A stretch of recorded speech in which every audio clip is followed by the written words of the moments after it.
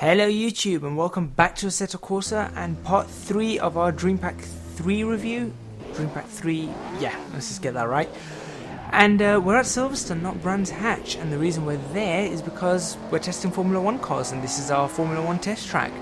So we're going to be looking at the Lotus 25 and the Lotus 72 today, so two Loti, or Lotuses. I really don't know what they're called, we've had this conversation before. But we're going to start with the Lotus 25, which is the early 1960s car. I believe it first raced in 1962, and it raced all the way through till 1965, winning Jim Clark his 1963 World Championship in the process. So it is a championship winning car, which means it is quite good. The car itself, it's one of the two Formula 1 cars in here, and it sort of fits in that era before the Lotus 49, because we've got the Lotus 49 that we've had in game for I don't know how long, and this is sort of two cars before it, and the Lotus 72 is sort of two cars after it in a sense. So specs of this car, they're quite interesting because there was a rule change in 1961. Not that I remember, I wasn't there. But they moved to smaller engines, and they had certain other rules to do with tyres and body shape and all that kind of stuff.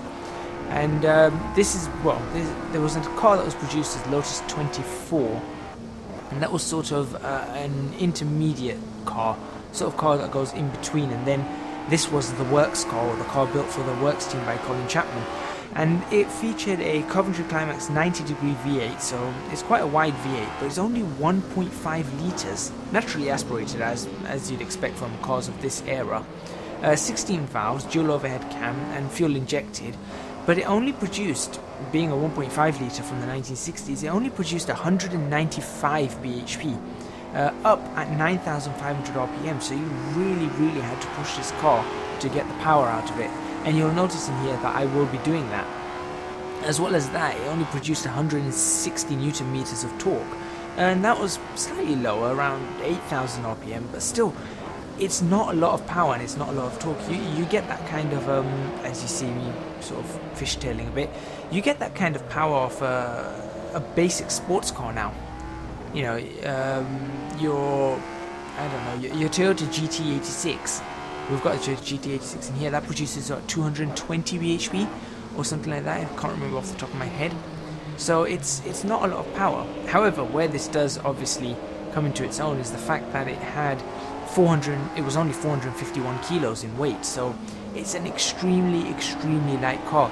Obviously Formula 1 cars back then were very light. As time's gone on, they've gotten heavier and heavier to the stage where we're at 700 kilos, over 700 kilos now in some ways, as I go off again. And it did give 430 bhp per ton then, which then when you're working it out is not really that bad, but it's not anything compared to obviously the Formula 1 cars of nowadays. The body itself was an aluminium monocoque chassis, so this was actually one of the first monocoque style chassis. Before that, they used to have tubular steel. I think this is when the rule changes came in. And tubular steel, obviously, very safe and secure, but quite heavy. While monocoques are more modern. They allow lightness, and they allow you to really get better shapes on the car. It is better to have a monocoque, but they are more expensive to produce. So this was a monocoque, aluminium monocoque chassis, and then they put fiberglass body panels all over it. So again, lightness was key here. They were really going for lightness, and it had brake discs all the way around, so you're expecting solid brakes.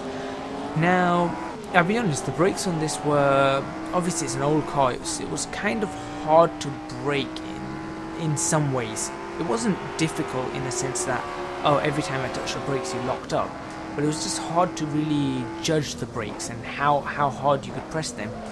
For one of the reasons is because they used to do that. As I completely spin around with these tiny little pram wheels. What else about the car? Let me think. 5-speed manual gearbox, I didn't mention that. And of course, being a Formula 1 car, rear-wheel drive. Now I did do a little bit of research, and I've noticed that some Formula 1 cars actually were 4-wheel drive. They failed, but they were four-wheel drive. So it seems that, and they came sort of just a little bit after this, maybe 6 years after this. In fact, Lotus was one of the teams that tried this four-wheel drive Formula 1 cars, and it didn't work, and that actually led to the rise of the Lotus 72, which we're going to be reviewing in about 4 or 5 minutes. Now, I did mention before, this is Jim Clark's car. He won 14 races between 1962 and 1965. They included the British Grand Prix, the Belgian Grand Prix, the Austrian Grand Prix, and of course the Belgian Grand Prix was at Spa then, but Spa was very, very different. So you're talking these cars, all the tracks were very different to what you have now, or in many ways they're different. Some of the corners were still there. I mean, for example, Eau Rouge hasn't really changed at all. But I did find that this car, fun to drive, very fun to drive, but quite slidey. Now, you probably notice here I'm counter-steering a lot. It wasn't like the Escort, where the slide was very, very controllable. This was more, once you're on the brakes, it just wanted to over-rotate, and I ended up over-correcting a lot as well, because you had to be very, very, one, quick with it, and two, you wanted to try and keep your speed up, because it doesn't have that much power. You want to try and keep your speed up as high as you can, and keep your revs up so that you'd have the power to get yourself a solid lap time. So you wanted the car to be sliding in some which way. The problem is getting the car to slide correctly. But I tell you something, it was a lot of fun. It really, really, really is a fun car to try and drive. I was really quite impressed with the modelling. Kunos always have really, really good modelling, but this sort of does blend in very nicely, because it looks a bit like the 49, the Lotus 49, which came, in I think it came out in 1966. And this car just looks like it became the Lotus 49. Obviously, it didn't. There was another car after this. In fact, that means the 49 can't have come out in 66. It must have come out in 67 or 68. But there was another car that came out after this, which then morphed into the 49. But it's just got that classic look. You can see in the dashboard, that looks like something that had come out of the 49. The wheel has this red sort of material. I'm not exactly sure what it was. I thought it was wood, but maybe some sort of fabric over it. And that material was obviously taken off for the 49. You had the wooden steering wheels. But the steering wheel design and the base in itself is very, very similar to the 49. It's very, very similar to those kind of cars. So I was really, really impressed with that. The other thing I was really impressed with was the sound. I found it to be quite interesting, because the sound itself was, it sounded very, very mechanical, especially in the low rev range. It sounded extremely mechanical. And obviously this was a car that, this was before aerodynamics really played much of a part. Aerodynamics was starting here, so you can see actually around the nose how they've shaped the car to try and get a decent airflow around the car now. But it was the mechanics that were really, really big on these cars, and mechanically this car sounded really, really interesting. I found that I wasn't paying so much attention to the engine while you were accelerating, but when you came off the throttle and going into corners, the engine sounded really, really nice. It sounded like the exhaust was growling. It sounded like all the bits of the car were really working together in some sort of mesh, and it really, really did give you a nice feeling. What I didn't like about the car was it just didn't feel as alive as perhaps maybe it was to do with the fact that I wasn't really driving it as well as I could have. Maybe I need a little bit of practice, but it didn't feel as alive as I kind of hoped it would. It definitely didn't have the downforce, but this is the early 1960s we're talking about. You weren't going to get downforce on a car anyway. Overall, I think I was quite impressed with the car. It's not my favourite car of the pack, I'll be honest. I thought I'd like this car more than I did. I was initially, when I first had a look at it, I was planning on giving it a 9, because I thought it would be a really, really good car, but I'm going to sort of revise that down a bit, and I'm going to give it an 8, simply because it's a fun car, but I think maybe it's just missing something slightly. You know, when you watch the old Formula 1 races, you see them sliding around a lot more than you could with this car. I mean, don't get me wrong, I mean, you can see right there, I am sliding, but it wasn't as fun as I'd hoped it'd be. I didn't feel like I was as controlled on the edge as I, again, hoped I would be. So I've got to give this car an 8, but it's still a really respectable score because the car was still fairly fun to drive, and it's definitely worth trying out. I can imagine this car would be really, really nice in a multiplayer lobby, just simply because it's a car that you really do have to work at. So I did quite enjoy that. I'm going to leave you guys to enjoy the rest of this lap, and what I'll do is I'll join you guys in a few seconds where we're going to switch over to the next car, which is the Lotus 72, which surprisingly, completely different car to this. Completely different. So I'll see you guys in a few seconds.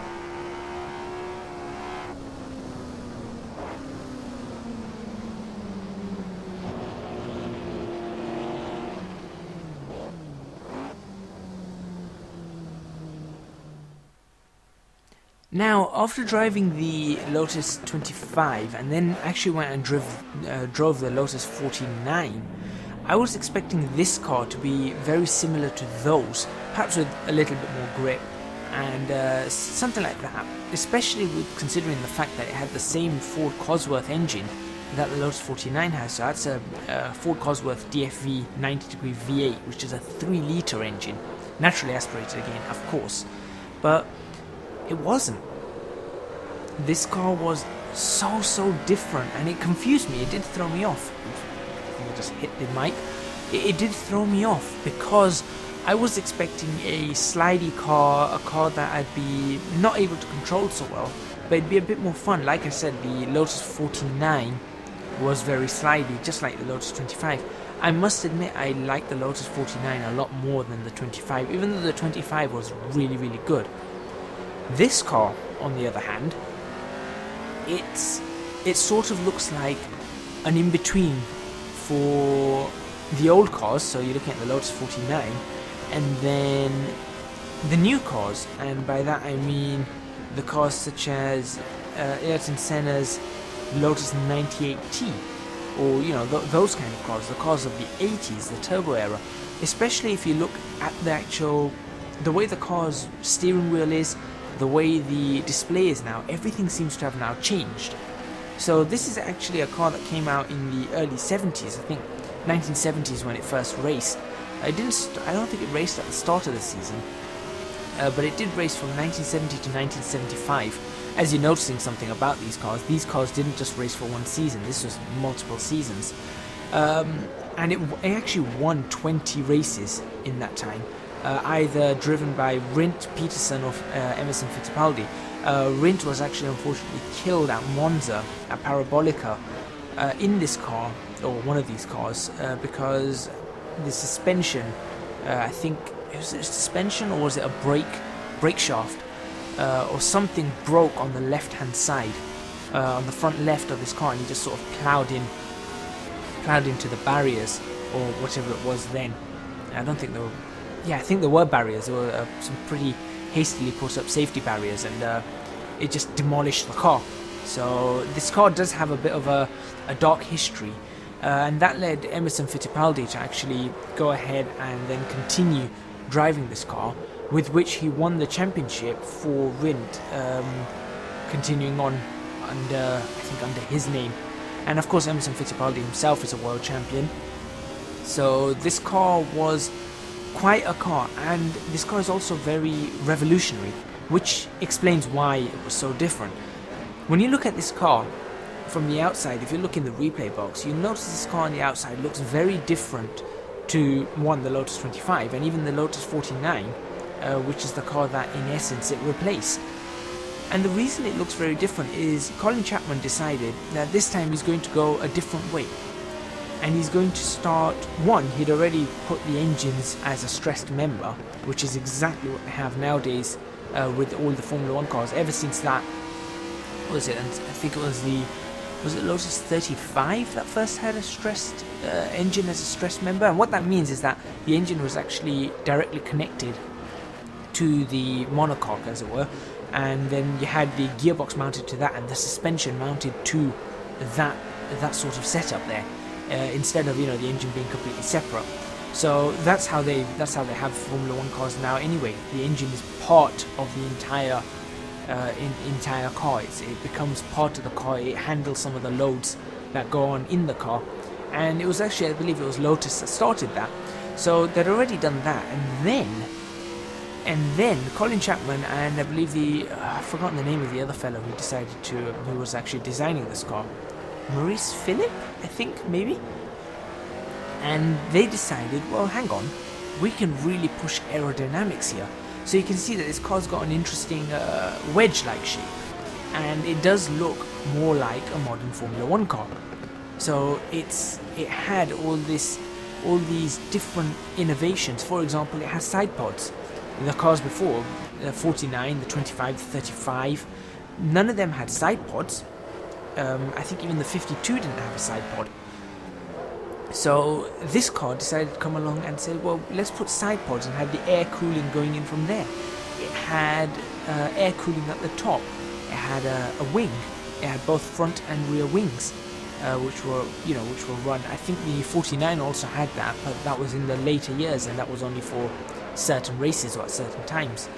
So it had all of this, and on top of that, it had these tiny little front wheels and these massive rear wheels. And you can actually see it. It looks like the whole car is just sort of sitting tilted forward. And it looked a bit out of place, obviously, when you see a car like this coming up. It looks out of place. However, despite a bit of a rough start with suspension issues and things, once they got on top of that, this car was miles ahead of the competition. Just like the 25 had been, just like the 49 had been, this car was just way, way ahead. You know, it was revolutionary, and you'll notice that a lot of Formula 1 cars now do have design cues that hark back to this kind of design. And in fact, a lot of manufacturers then started going into designs that looked a lot like this, because it worked. It worked for Lotus, and obviously once it worked for Lotus, the other manufacturers had to catch up. They had to find other ways to do these things. So this car itself was, I've already mentioned its engine. It's actually a 32 valve dual overhead cam, fuel injected again, and it produced 440 bhp. So that's a lot more than the 25 only a decade before it, and that was at 10,000 rpm, so slightly higher up, and 332 newton meters of torque at 8,000 rpm, which is double what the Lotus 25 had.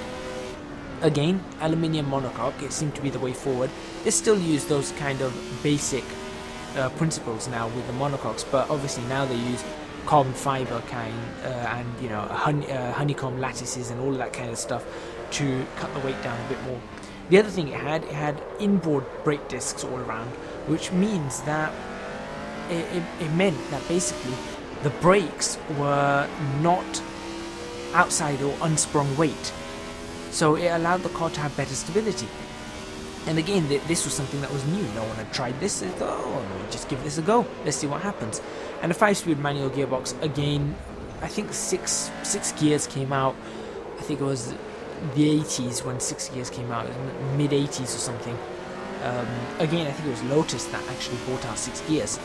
And it weighed 540 kilograms. So it's a bit heavier. A bit more like the cars that we're used to. In terms of weight, at least in the 90s and stuff.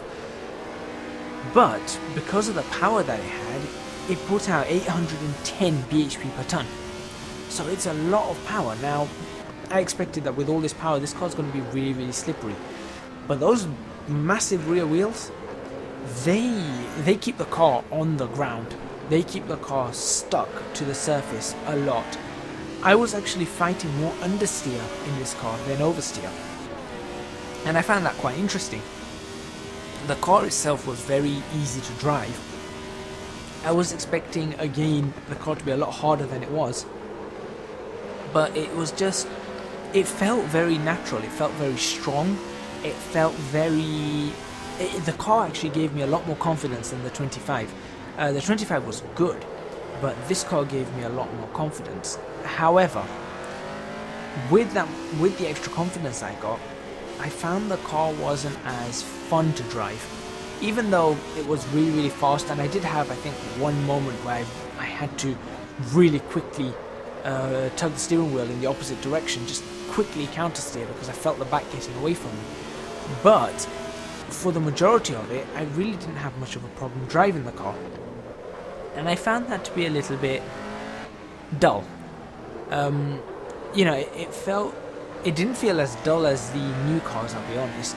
It felt a lot more alive than that, but it just felt a little bit dull in that sense. But considering the era, considering the car, and just weighing up all those different facts, I am still going to give this car an 8. So I'm actually going to give it the same kind of rating as I gave the 25, because it's still a nice car. I think it sounds better, the engine sounds better, but the 25 had some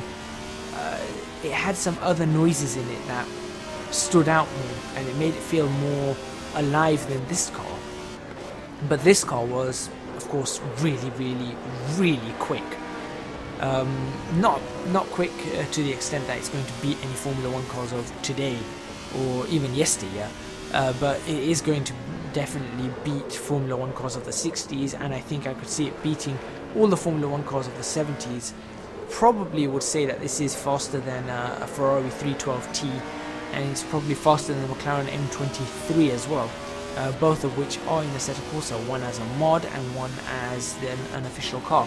So it'd be nice to see a bit of a lap time competition between them. And I think that brings us to the end of this video. Sorry again that it's only me, and I think maybe this video might have been a little bit dull, not feeling 100% yet again. But thank you very much for watching. Please remember to hit the like button if you like this video. Subscribe to our channel for more videos on Assetto Corsa. Next week we'll be continuing with part 4.